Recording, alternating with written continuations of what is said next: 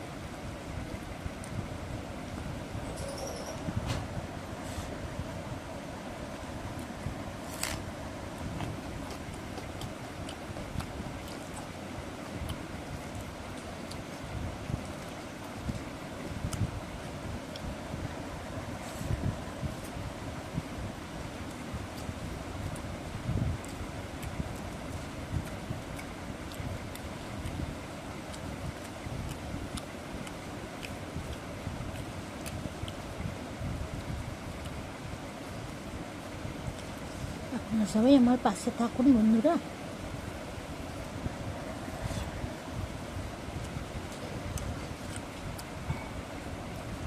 তবে তো মনে জোর পাবো বলুন।